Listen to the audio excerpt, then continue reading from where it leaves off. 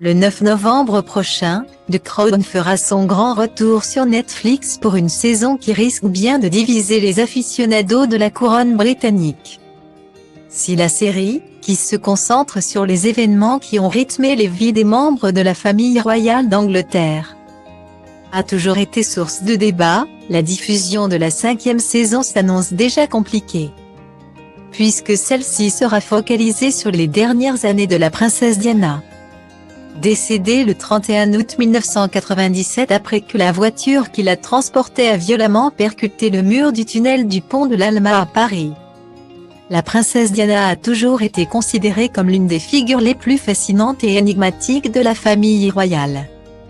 Près de 5 ans avant sa mort, Lady Diana avait vu son mariage avec le prince Charles, devenu le roi Charles III, partir en fumée, elle qui n'avait pas hésité à évoquer dans les médias la relation adultérine de son mari avec Camilla Parker Bowles, l'actuelle reine consort, dans un célèbre entretien accordé à la BBC, un tournant dans l'histoire de la couronne que devrait aborder la série. Aux grandes dames du prince William, qui aurait préféré que les scénaristes oublient cet épisode douloureux.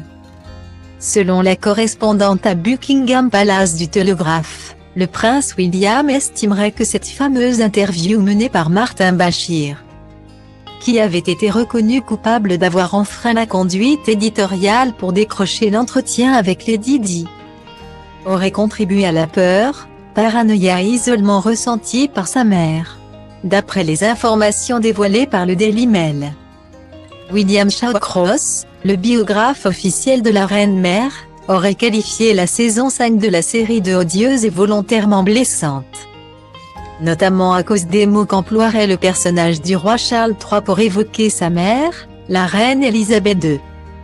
Interrogé par The Sun, une source présente sur le plateau de tournage aurait même considéré que la saison franchissait une ligne. Retourner à Paris et transformer les derniers jours et les dernières heures de Diana en scénario. C'est le comble du malaise, a-t-elle ajouté. Verdict dans 3 semaines.